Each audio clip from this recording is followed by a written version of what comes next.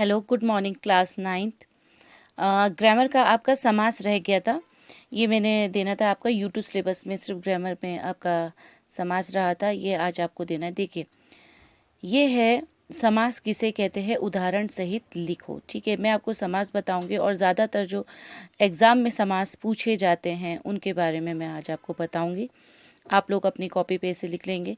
8, 9, 10th पे ज़्यादातर grammar की जो ये बुक है इसी से आपको दिया जाता है। 8, 9, 10 का ग्रामर सेम होता है, जैसे लेवल बढ़ता जाता है।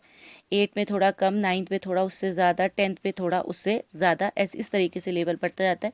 ग्रामर बुक सबकी एक ही होती है, 8, 9, 10 की, जो जिस बुक से मैं आप लोगों को करवा रही हूँ ग्रामर बुक। ये गाइड नहीं है, गाइड की तरह नहीं है, ये ग्रामर की बुक है। तो गाइडों में ढूंढने की ज़रूरत नहीं है, गाइडों में मिलेगा भी नहीं, क्योंकि स्पेशल गाइड नहीं है, ये ग्रामर की बुक ही अलग से आती है। ठीक है ना।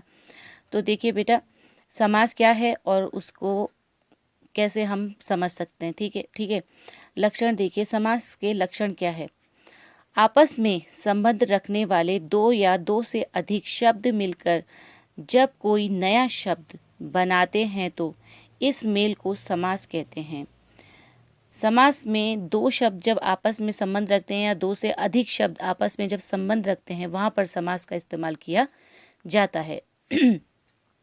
इसमें विभक्ति प्रत्यय का लोप हो जाता है। जैसे देव मंदिर के बीच परस्पर संबंध बताने वाले कारक का लोप होता है। जैसे देव और मंदिर के बीच में आपस में संबंध है। ठीक है। इसका विग्रह, विग्रह मैंने आपको संधि विग्रह में भी था कि विग्रह होता है तोड़ना। ठीक है ना। उसमें संधि में प्लस करके अलग कर दिया जाता है, लेकिन इसमें प्लस नहीं होता, इसमें कुछ शब्द ऐड कर दिए जाते हैं, जुड़ जाते हैं आपस में। इसका विग्रह है देव का मंदिर। देव मंदिर था तो उसमें बीच में जुड़ा है का, देव का मंदिर मतलब भगवान के लिए मंदिर। अन्य उदाहरण इसके अलावा मैं आपको बहुत सारे एग्जाम्पल अभी दूंगी। ठीक है। जैसे राजा का महल, राजमहल, ये हो गया समास। समास है राजमहल मिला हुआ शब्द, जो मिला हुआ शब्द है वो है राजमहल। ठीक है ना। इसका विग्रह है राजा का महल। इसी तरीके से है रसोई के लिए घर, रसोई घर। माता और पिता, माता डैश पिता। दिन और रात, दिन रात। ज़्यादातर हम इस्तेमाल करते हैं ना, रसोई घर, ये समास शब्द है। माता पिता, ये समास शब्द है। दिन रात, ये समास शब्द है। विग्रह जब इसका जाएगा तो आएगा, जैसे आपको बोला गया रसोई घर का समास विग्रह करो, तो आप लोग लिखेंगे रसोई के लिए घर, मतलब खाना बनाने के लिए एक जगह। माता और पिता, दिन और रात, इसको थोड़ा बड़ा कर देंगे, इसमें शब्द जुड़ जाएगा जब हम विग्रह करेंगे। इसी तरीके से कुछ और आपको देती हूँ।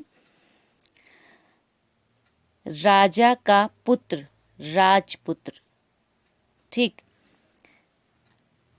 यथाशक्ति, शक्ति के अनुसार।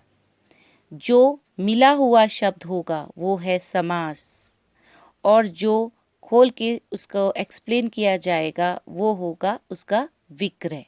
ठीक है।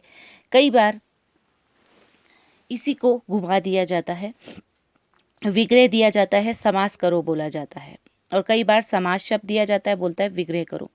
तो विग्रह करेंगे तो शब्द जुड़ जाएंगे, और समास करो बोला जाएगा तो एक शब्द मिलके बन जाएगा। जैसे यहाँ पे दिया यथा शक्ति, तो विग्रह हो गया शक्ति के अनुसार। अगर दिया हो शक्ति के अनुसार तो आपको इसका समास क्या लिखना पड़ेगा, यथा शक्ति। आया ये समझ में। इसी तरीके से मैं अब आपको दे रही हूँ। आजन्म, जन्म भर। प्रतिदिन, हर दिन। भर पेट, पेट भर कर।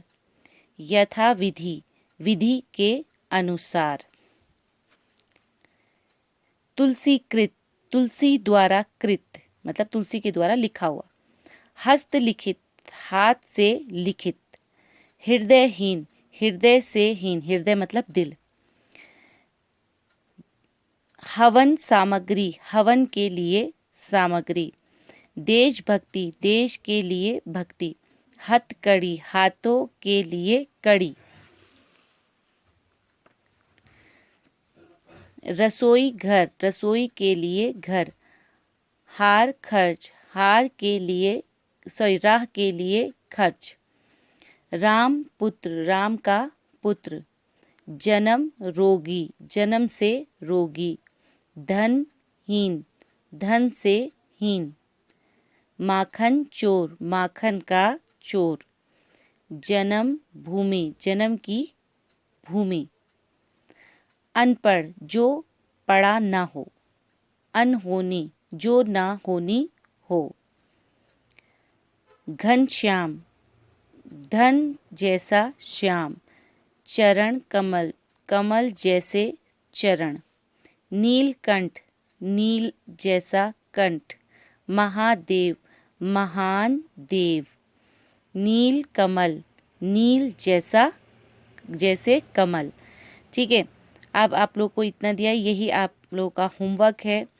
मेहरबानी इसको अपनी अपनी कॉपी पे लिखें, अच्छे से याद करें और जो आपको काम दिया जा रहा है रोज़ उसको कंप्लीट करें। सैटरडे वाले दिन आपका कॉपी चेक, संडे वाले दिन आप लोग की कॉपी चेक होती है। बहुत से बच्चे, एक दो बच्चे भेजते हैं, बाकी नहीं भेजते हैं।